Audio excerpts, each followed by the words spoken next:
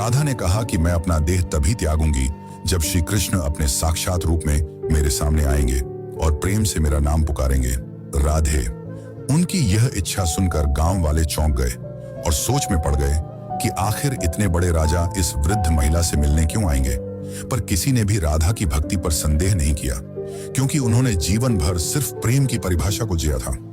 उनके मन में श्री कृष्ण का अद्भुत प्रेम था, और दूसरी तरफ द्वारका में बैठे श्री कृष्ण, जिनके पास सब कुछ था, पर फिर भी उनका दिल आज सूनापन झेल रहा था। कहते हैं ना कि सब कुछ पाकर भी आदमी के पास कुछ नहीं होता। आज श्री कृष्ण की हालत भी वैसी ही थी, लेकिन उन्हें अब अंदर से एक खिंचाव सा महसूस हो रहा था। उन्होंने अपनी आंखें बंद की और राधा की पुकार उनके कानों में गूंज पड़ी। इस पल श्री कृष्ण की आंखों में आंसू थे, पर हृदय में सुकून।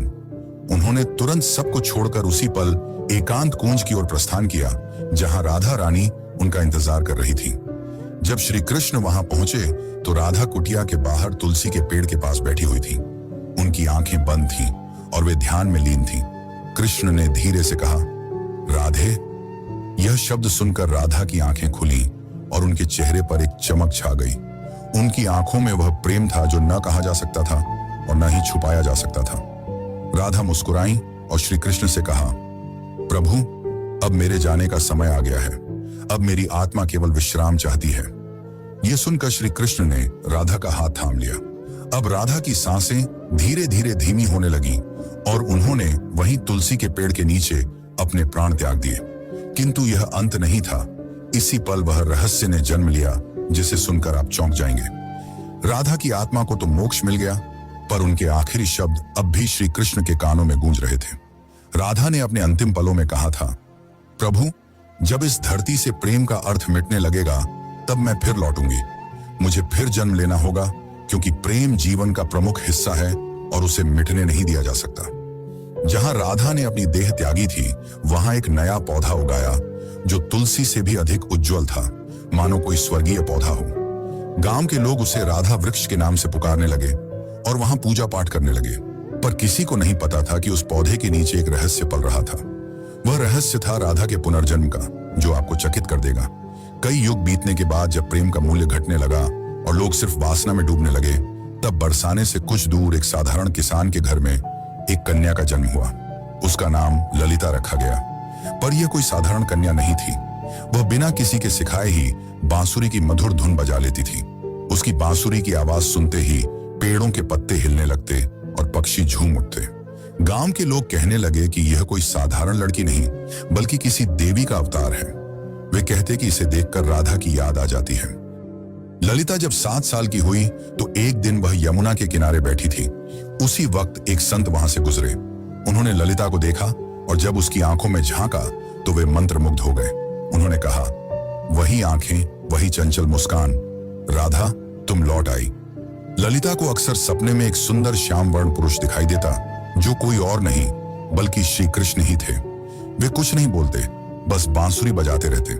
उस बांसुरी की धुन ललिता के दिल को छू जाती। एक दिन ललिता ने अपनी माँ से पूछा, माँ, ये प्रेम क्या होता है? माँ ने जवाब दिया, तू अभी बच्ची है, तुझे प्रेम का क्या पता। ललिता चुप हो गई, लेकिन उसकी आंखों में एक पुराना दर्द था, मानो उसने यह सवाल पहले भी किसी और जन्म में पूछा हो। जब ललिता 13 साल की हो गई तो एक दिन वह यमुना तट के पास बैठकर बांसुरी बजा रही थी कि तभी अचानक उसकी बांसुरी से अलग धुन निकलने लगी। वही धुन जो श्री कृष्ण उनके सपनों में आकर बजाया करते थे। अचानक वहां की जमीन थोड़ी सी फटी और एक मूर्ति सी दिखाई दी। ललिता ने उस मूर्ति को निकाला। वह मूर्ति एक स्त्री की थी जिसने बांसुरी पकड़ी हुई थी। जैसे ही ललिता ने उस मूर्ति को अपने हाथ में उठाया, उस मूर्ति से एक दिव्य आवाज निकली जिसने कहा, तुम लौट आई राधे। ललिता चौंक गई। आखिर यह कौन थी और क्यों उसका नाम राधे पुकारा जा रहा था? तो चलिए जानते अब आगे की कथा, जो और भी रोमांचक और रहस्यमयी है। लेकिन उससे पहले अगर वीडियो अच्छी लग रही हो तो इसे लाइक करके कमेंट में राधे कृष्ण जरूर लिखें। उस दिन के बाद ललिता का व्यवहार बदलता जा रहा था। अब वह गहराइयों में सोचने लगी थी। वो जानना चाहती थी कि वह कौन है और उसका जन्म क्यों हुआ है। आखिर क्यों उसे प्रेम और कृष्ण जैसे शब्द इतना आकर्षित करते हैं। उसी दौरान एक संत हिमालय से कई वर्षों की तपस्या कर बरसाने लौट रहे थे। जब उन्होंने ललिता को देखा तो वे स्तंभ रह गए। वह बोले, युगों पहले मैंने यही आंखें राधा की देखी थी। कन्या, तुम इस युग की नहीं हो, तुम्हारा जन्म किसी उद्देश्य से हुआ है। ललिता ने पूछा, कौन सा उद्देश्य? तब उस तपस्वी संत ने अपनी आंखें बंद कर जवाब दिया, अभी के युग में प्रेम केवल एक शब्द बनकर रह गया है, तुम्हें उसे फिर से जीवन बनाना है। अब बरसाने की गलियों में एक नई कथा जन्म लेने वाली थी। दरअसल यह कथा नई नहीं बल्कि पुरानी थी, राधा के पुनर्जन्म की कथा। अब ललिता किशोर अवस्था में पहुंच चुकी थी। अब उनके मन में विचित्र सी बेचैनी थी, मानो कोई उन्हें पुकार रहा हो। रातों में ललिता यमुना के तट पर अकेले बैठती और उस अज्ञात पुरुष की कल्पना करती जो उन्हें सपनों में दिखाई दिया करते थे। एक दिन ललिता ने अपनी मां से पूछा, मां, क्या प्रेम बिना कहे भी हो सकता है? तब उनकी मां ने जवाब दिया, बेटी, सच्चा प्रेम तो वही होता है जो कुछ कहे बिना ही हो जाए। पर ललिता तो कुछ और ही सोच रही थी। उसका हृदय उस व्यक्ति के लिए धड़क रहा था जिससे वो कभी मिली भी नहीं थी। एक दिन उस स्वामी ने ललिता को अपने आश्रम में बुलाया और कहा, राधे, अब समय आ गया है।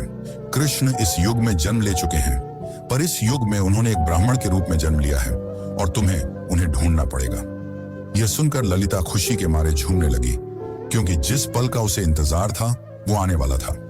पर एक समस्या थी, ललिता श्री कृष्ण को पहचानेंगी कैसे? तब उस संत ने कहा, जब वे तुम्हारे सामने आएंगे तो तुम खुद ही उसे पहचान लोगी।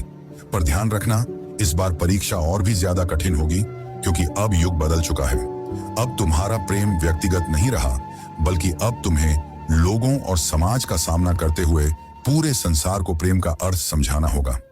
अब श्री कृष्ण पुनर्जन्म ले चुके थे और एक नव युवक साधु के रूप में थे, जिनका नाम अनंतानंद था, जो लोगों को उपदेश दिया करते थे। पर कोई नहीं जानता था कि असल में अनंतानंद हैं कौन। वे जब प्रवचन देते तो प्रेम की ऐसी वाणी बोलते कि लोग रो पड़ते थे। वे कहते थे, प्रेम केवल शरीर का नहीं बल्कि आत्मा का संबंध है। प्रेम का अर्थ ही है त्याग और समर्पण। पर अंदर से वे भी अधूरा सा महसूस करते थे। वे भी हर रात यमुना के तट पर जाकर बैठ जाते और उस अज्ञात स्त्री के स्वप्न में खो जाते। अब एक दिन संत के आदेशानुसार ललिता अपने माता पिता को प्रणाम कर अकेले ही अपने उस अज्ञात प्रेम की तलाश में निकल पड़ी। उनके हाथ में केवल एक छोटी सी बांसुरी थी और मन में दृढ़ निश्चय। वे गांव गांव घूमती, कभी कथा सुनती तो कभी कई साधुओं से मिलती, इस उम्मीद में कि उसे उसका प्रेम मिल जाए। पर किसी साधु में वह तेज नहीं था जिसकी तलाश ललिता को थी। एक दिन उसे एक वृद्ध महिला मिली जिसने उससे पूछा, बेटी, तुम इधर उधर क्यों भटक रही हो? तब ललिता ने कहा, मुझे किसी की तलाश है। उस वृद्ध महिला ने ललिता में राधा सा तेज देखा और उसे सुझाव दिया, बेटी, तुम अपनी यह बांसुरी बजाओ। जो तुम्हारे लिए बना होगा वह स्वयं ही धुन सुनकर तुम्हारे पास खींचा चला आएगा। जिसके पश्चात ललिता ने ऊंची पहाड़ी पर चढ़कर अपनी बांसुरी बजाई और ठीक उसी पल उसे कई मील दूर अनंतानंद की आंखें भर आईं। ललिता अब तक 8 गांव पार कर चुकी थी। हर गांव में वह अपनी बांसुरी बजाती, मगर अब तक उसे वह नहीं मिल पाया था जिसकी उसे तलाश थी। ललिता को अनंतानंद के आसपास होने का एहसास होता, मगर वह उसे ढूंढ नहीं पा रही थी। अब वह थक चुकी थी, जिसके बाद उसने प्रण लिया कि यदि अगली पूर्णिमा की रात तक उसे वह नहीं मिला तो वह यमुना में कूदकर अपनी जान दे देगी। उस दिन आखिरी बार ललिता ने बांसुरी बजाई। उसकी धुन वैसी ही थी जो किसी को अंदर तक भिगो दे। उसी पल हिमालय में बैठे अनंतानंद को वह ध्वनि सुनाई दी। उसे वह ध्वनि काफी प्रभावी लगी, मानो उसने कई वर्षों बाद वही ध्वनि सुनी हो जो उसे पुकार रही हो। अनंतानंद ने तुरंत ही हिमालय छोड़ दिया। ठीक उसी रात ललिता को फिर से स्वप्न आया, पर इस बार स्वप्न काफी अलग था। इस बार श्री कृष्ण और राधा यमुना के तट पर बैठे थे और राधा श्री कृष्ण से पूछ रही थी, प्रभु, क्या इस बार भी मेरी प्रेम कहानी अधूरी रह जाएगी? कृष्ण ने कहा, नहीं राधे, इस बार संसार को तुम्हारे प्रेम की पूर्णता दिखाई देगी। इतना कहते ही ललिता का स्वप्न टूट गया। ललिता के मन में एक नई उम्मीद जाग उठी थी।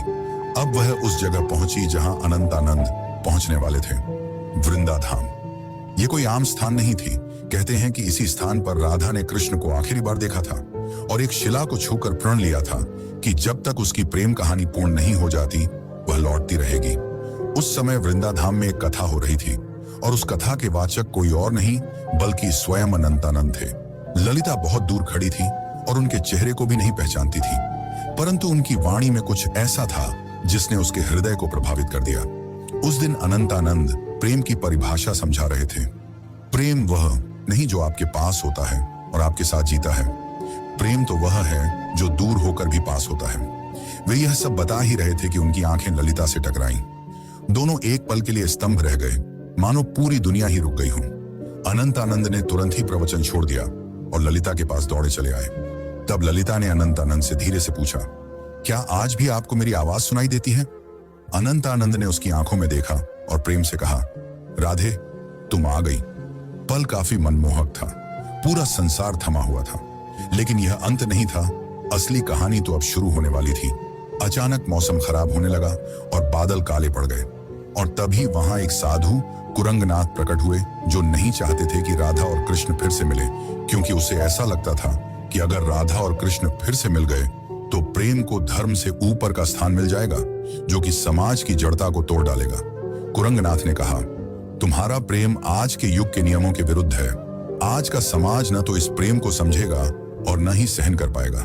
तब अनंतानंद ने कहा, प्रेम समाज का मिलन नहीं बल्कि दो आत्माओं का मिलन है। तब कुरंगनाथ ने कहा, तो फिर अब तैयार हो जाओ अंतिम परीक्षा के लिए।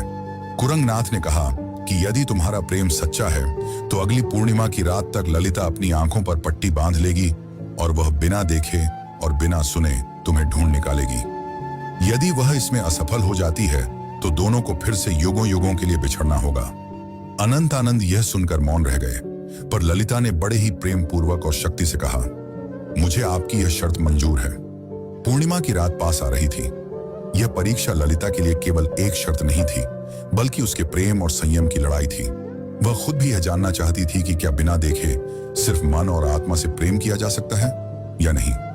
अब उसने अपने नेत्रों पर पट्टी बांध ली और कसम खाई कि वह अब किसी को नहीं देखेगी जब तक उसकी